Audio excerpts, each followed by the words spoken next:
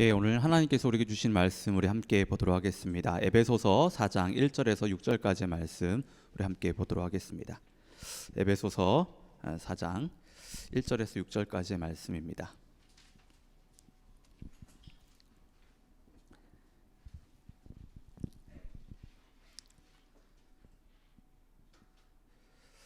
예, 그러면 저랑 우리 한 절씩 번갈아 가면서 좀 읽도록 하겠는데요. 제가 먼저 1절을 읽도록 하겠습니다. 그러므로 주 안에서 갇힌 내가 너희를 권하노니 너희가 부르심을 받은 일에 합당하게 행하여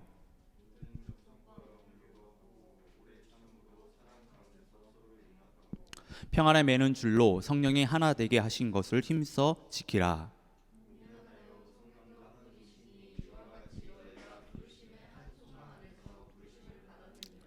주도 한 분이시요 믿음도 하나요 세례도 하나요 하나님도 한 분이시니 곧 만유의 아버지시라.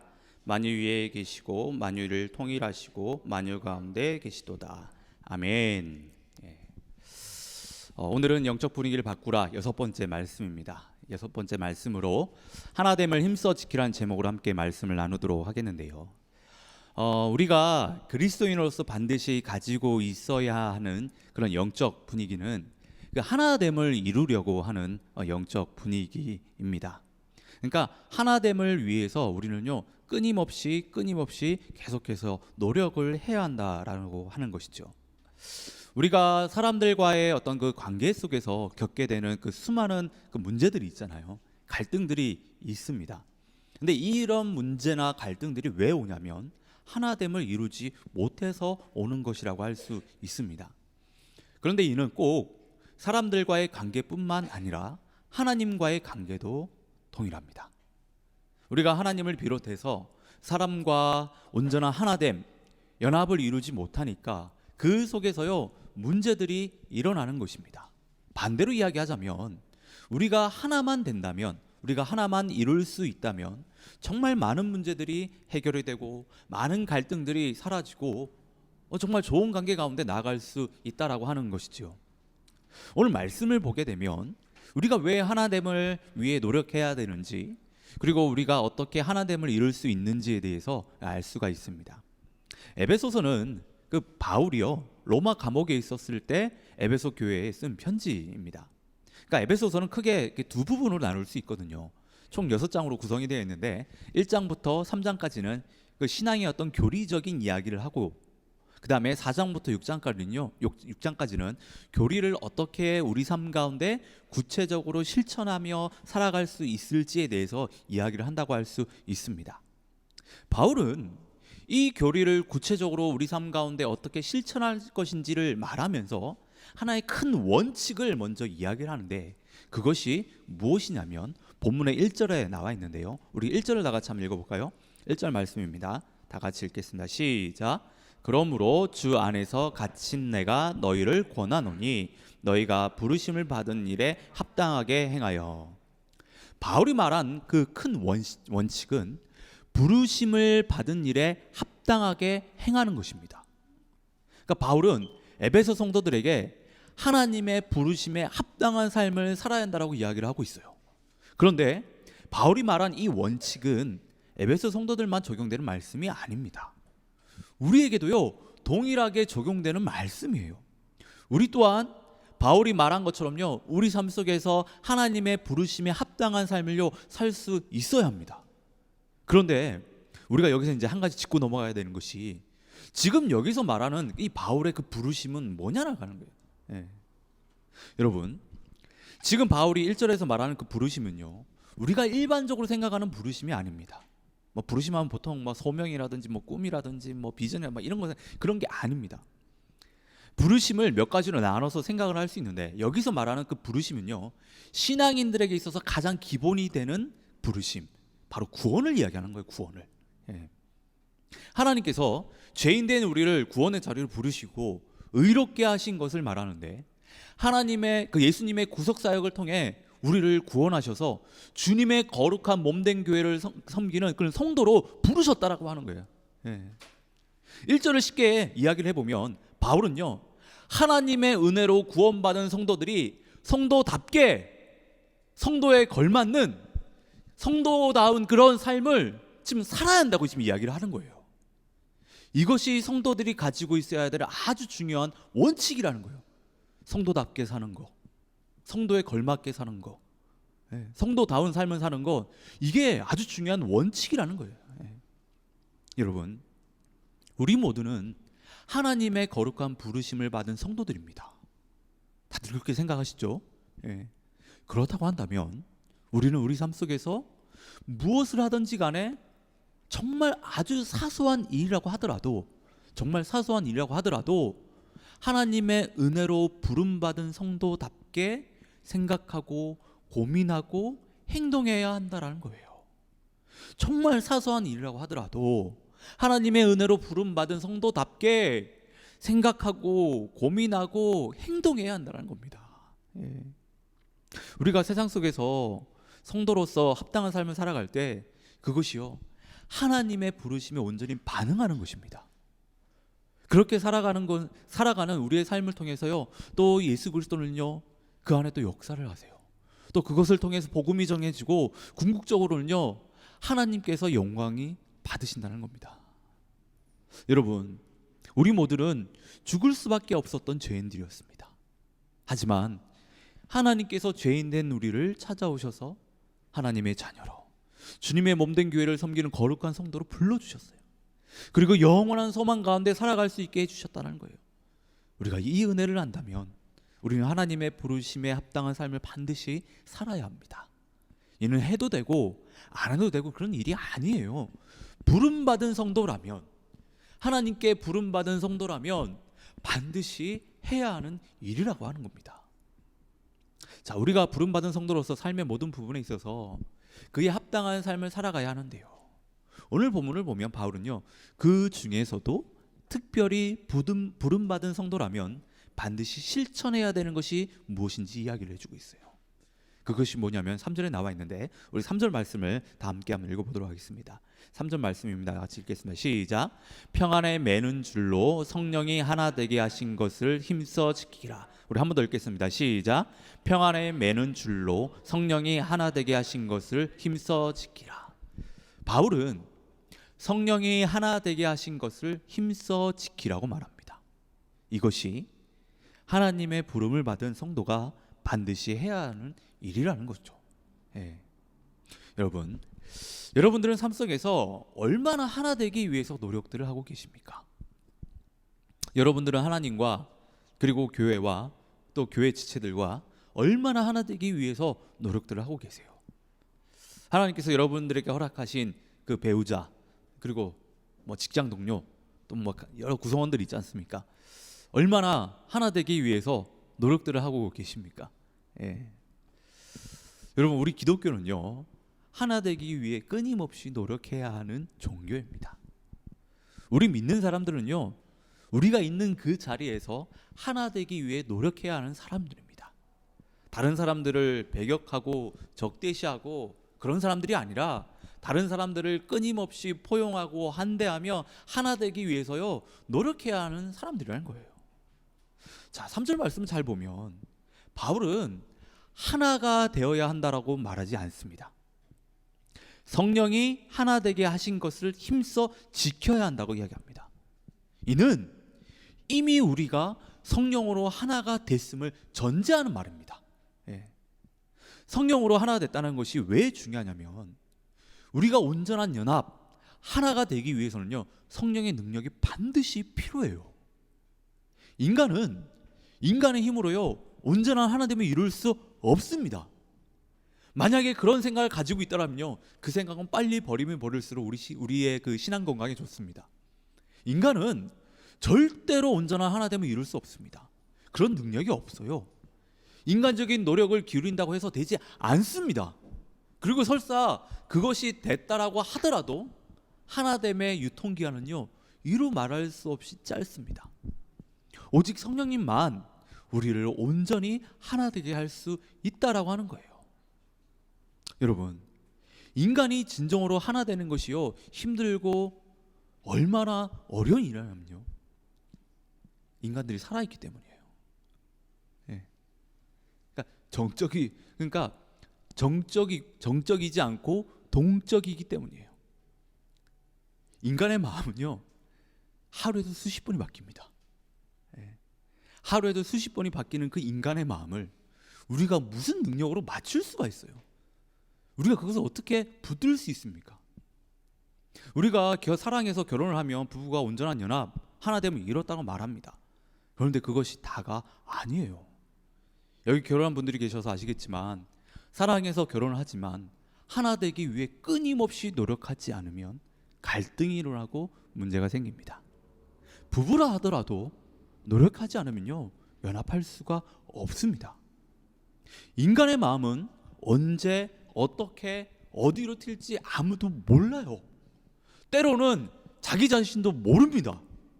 그래서 성령님만이 인간을 하나님과 교회와 그리고 다른 여러 지체들과 하나 되게 하실 수 있는 것이고, 그리고 우리 또한 본문에서 말하는 것처럼요, 끊임없이, 정말 끊임없이 노력해야 하는 것입니다.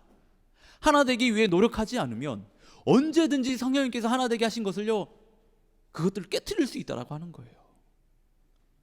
저는 근데 3절을 묵상하면서 참 하나님께 감사한 것이, 성령이 이미 하나 되게 하셨다라고 하는 것은 성령님께서 우리에게 하나가 될 수 있는 그런 마음을 주시고 또한 능력을 주셨다라고 하는 것이 이렇게 깨달아지더라고요.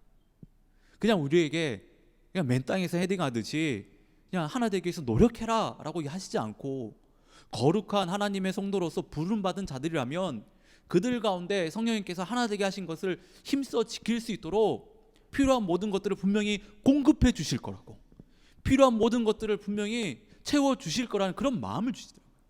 그런 마음을. 저는 이 부분을 생각하니까 너무나도 감사하더라고요. 여러분, 우리는 하나님의 부름을 받은 거룩한 성도들입니다. 우리는 성령이 하나 되게 하신 것을 힘써 지켜야 됩니다. 끊임없이 노력해야 돼요. 성령님께서 반드시 도와주실 줄은 믿습니다. 그러면 우리는 이런 질문을 해볼 수가 있어요. 우리는 왜 성령이 하나 되게 하신 것을 힘써 지켜야 하는가? 특별히 교회 안에서 우리는 하나 되기 위해 노력해야 되는 그 이유는 그게 무엇인가? 좀 이런 질문들을 해볼 수 있는데, 오늘 본문의 4절에서 6절까지 말씀을 보면요, 우리는 그 이유를 알 수 있습니다. 먼저 4절을 보면, 몸이 하나요 성령도 한 분이시니 이와 같이 너희가 부르심의 한 소망 안에서 부르심을 받았느니라. 우리가 예수님을 믿는 순간 우리는요, 그리스도의 몸의 지체가 됩니다. 그러니까 성령이 우리로 하여금 그리스도의 몸의 한 지체가 되게 하셔요. 3절에서 본 것처럼 성령이 우리를 그리스도의 한 지체로 하나 되게 하신다라는 거예요. 자, 그리고 한 소망 안에서 부르심을 받았다라고 하는데, 이 한 소망이라고 하는 것은요, 하나님께서 장차 이루실 그 일을 이야기합니다. 그 일을 위해 하나님이 불렀다라는 거예요. 그러니까 쉽게 말해서 하나님께서 목표가 있는데 그 목표를 이루기 위해서 성도들을 불렀다라고 하는 거예요. 그렇기 때문에 우리가 하나가 되어야 된다라고 바울은 이야기하고 있는 겁니다.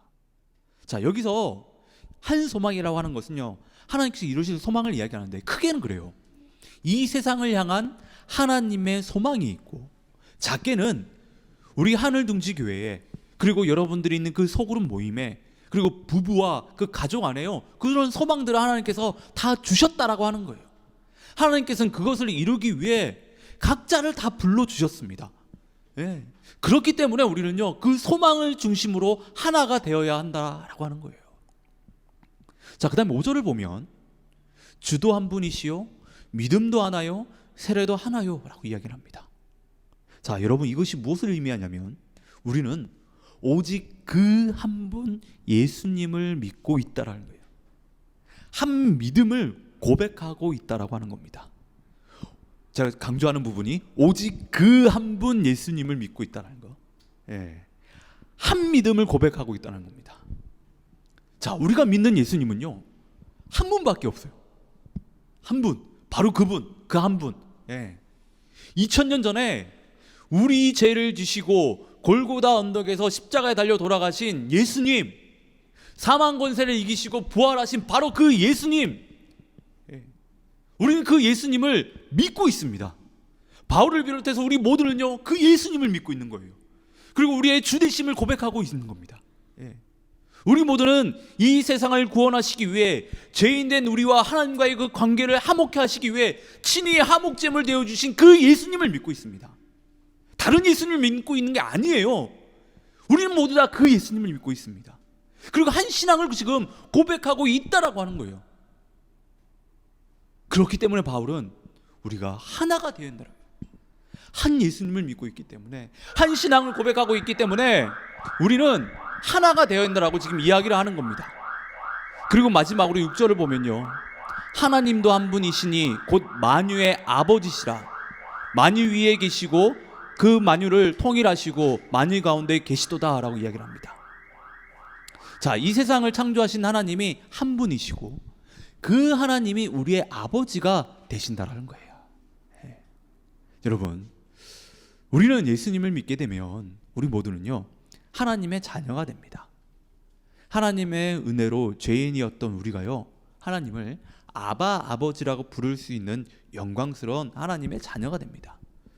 우리 모두는 하나님의 자녀로서 하나님을 아버지라 부를 수 있는 이 한 가족이 되는 거예요. 한 가족이. 예. 이 한 가족이 되어야 되기 때문에 그래서 우리는 노력을 해야 한다는 거예요. 예. 자, 그러면 구체적으로 성령이 하나 되게 하신 것을 그 힘써 지키기 위해 우리가 어떤 노력들을 해야 되는가? 예. 이런 생각을 해볼 수 있는데, 바울은 이 질문에 대해서요, 2절에서 어떤 노력을 기울여야 되는지를 4가지를 통해서 이야기를 합니다. 우리 먼저 2절을 한번 다 같이 한번 읽어보도록 하겠습니다. 2절 말씀입니다. 다 같이 읽겠습니다. 시작. 모든 겸손과 온유로 하고 오래 참음으로 사랑 가운데서 서로 용납하고. 바울은 우리가 온전한 하나됨을 이루기 위해 노력해야 되는 것이 겸손해야 하고 온유해야 하고 오래 참아야 되고 그리고 사랑으로 용납해야 한다고 이야기합니다. 자, 우리가 이 4가지를 온전히 실천할 때 성령이 하나 되게 하신 것을 지킬 수 있다라고 하는 거예요. 네. 자, 바울은 먼저 겸손에 대해서 이야기합니다. 겸손. 자, 겸손이라는 것은 자신의 생각이나 자세를 낮추고 다른 사람을 높이는 것을 이야기를 합니다. 이는 기독교인들이 반드시 가져야 할 가장 중요한 덕목이라고 할 수 있는데요, 이 겸손을 가지고 있으면요, 하나됨이 쉽게 깨지지 않아요. 예. 우리가 왜 하나 되지 못하는지 여러분 한번 잘 생각해 보십시오. 그 잘 생각해 보면요, 다른 사람을 인정하지 않기 때문이에요. 예. 내가 남보다 낫다라고 생각하기 때문에. 겸손이 아니라 우리 마음 가운데 그 교만이 깔려 있기 때문에 마음이 나뉘고 다툼이 일어나고 분열이 일어나는 것입니다. 이 겸손이라고 하는 것은요, 종의 마음을 이야기하는 것인데, 종은요 기본적으로 섬김을 받는 사람이 아닙니다. 종은 다른 사람들을 섬기는 사람이에요. 그리고 종은요 절대 주장하지 않습니다. 자신을 드러내지 않아요. 그런데 우리는 어떻습니까? 우리는 어떻게든 우리의 존재감을 드러내려고 합니다. 요즘 말로 미친 존재감을 드러내기 위해서 정말 부단히들 노력들을 합니다. 여러분, 아니에요. 이런 마음들이 모여 있으면요, 절대로 하나됨을 이룰 수 없습니다. 한번 잘 생각해 보십시오. 어떻게 나 잘났다라고 하는 사람들이 모인 곳에 진정한 하나됨을 이룰 수 있겠습니까? 그런 곳에는요, 그런 사람들이 모인 곳에는요, 다툼만 일어나고 갈등만 일어날 뿐이에요.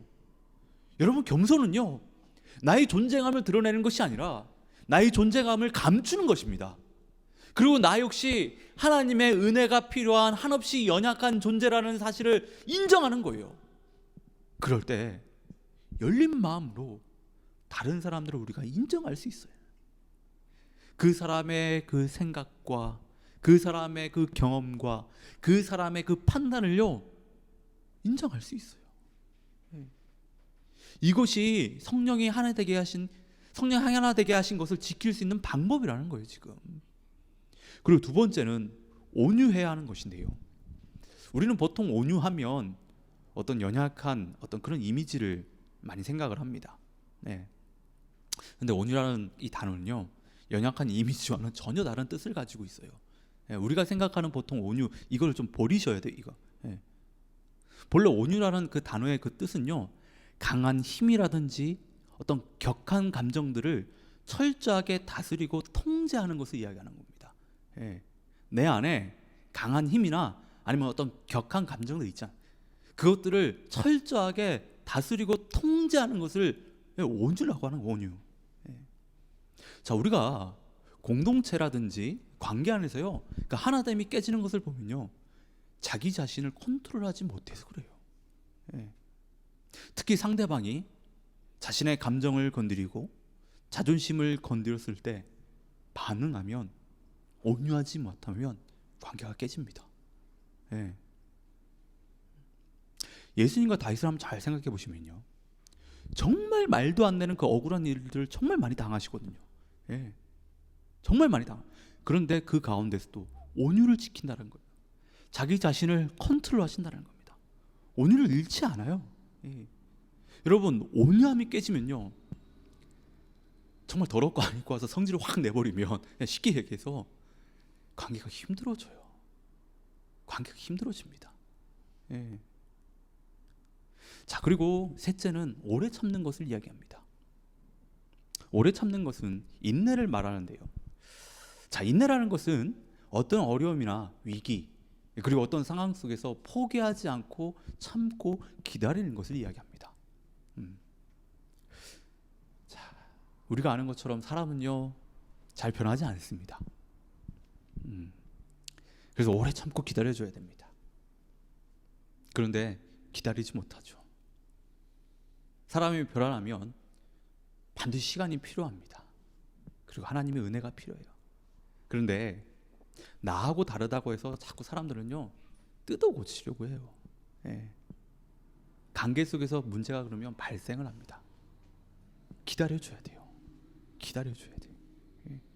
이런 부부 사이도 그래요. 기다려주지 못하고 자꾸 바꾸려고 하면 문제가 생겨요. 신혼부부들이 이런 얘기 많이 하거든요. 나를 사랑하니까, 결혼했으니까 그 사람이 바뀔 거라고. 야, 이건 환상입니다.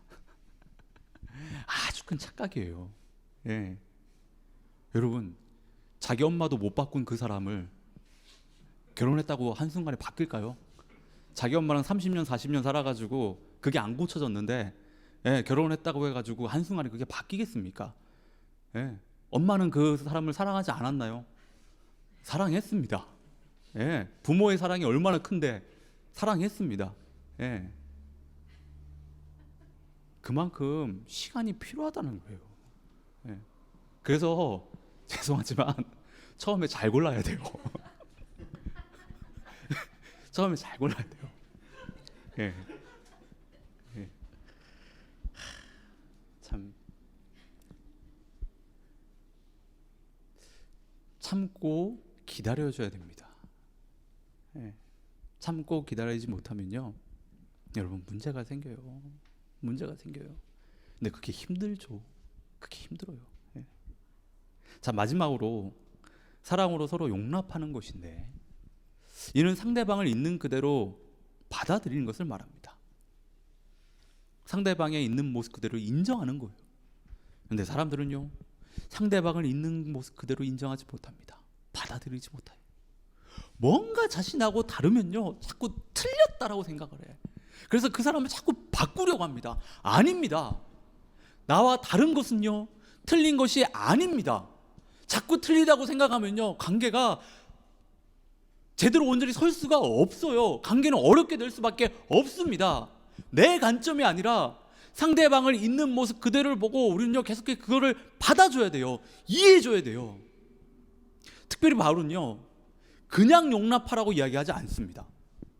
사랑으로 용납하라고 말합니다. 우리가 다른 사람을 있는 모습 그대로 품고 받아주는 것은요, 사랑이 없으면 할 수 없는 일이라는 거예요. 다른 사람들을 용납할 때 그 사람이 가진 그 독특한 캐릭터들이 있잖아요. 모난 부분들이 있습니다. 그 까칠한 성격이라든지 그런 것들 다 있어요. 그것 때문에 우리는요, 상처를 받을 수 있어요. 어려움 겪을 수 있습니다.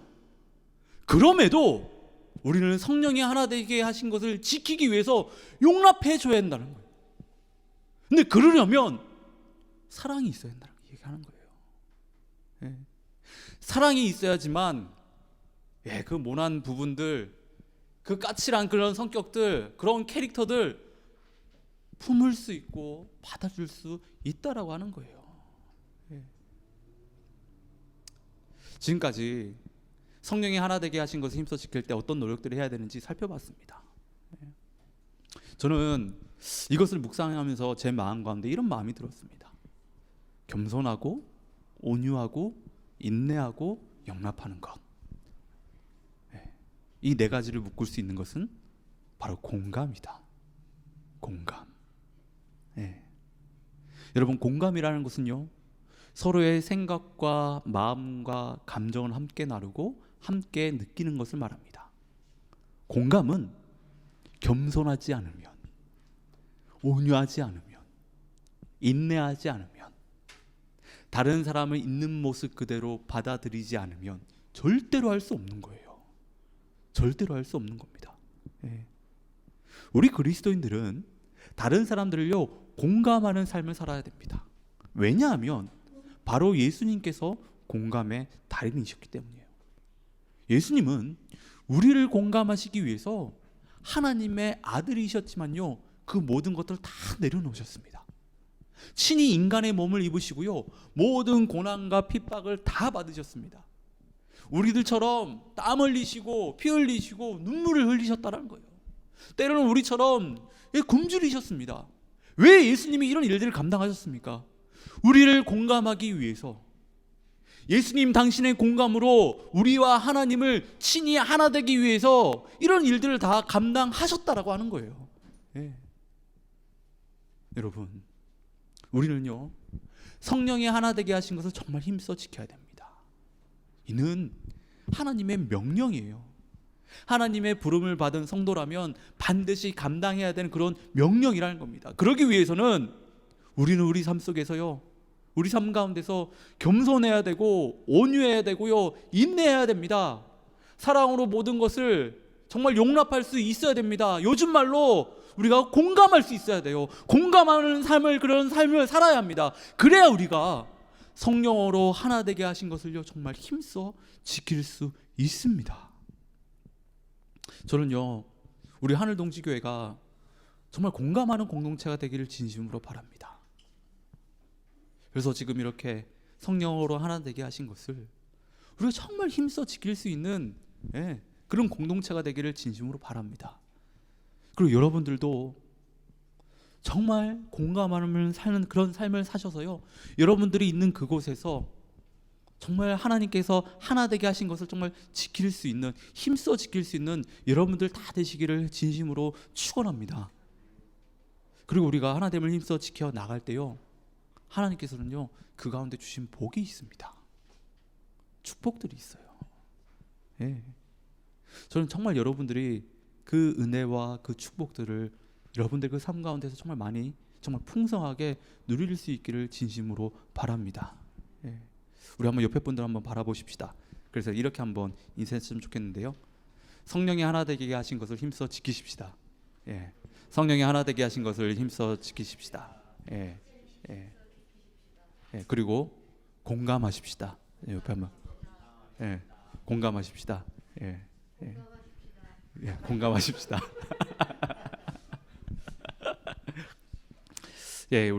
우리 한번 찬양하고요, 또 오늘 주님께서 주신 그 말씀 생각하시면서 한번 기도하며 나가도록 하겠는데요.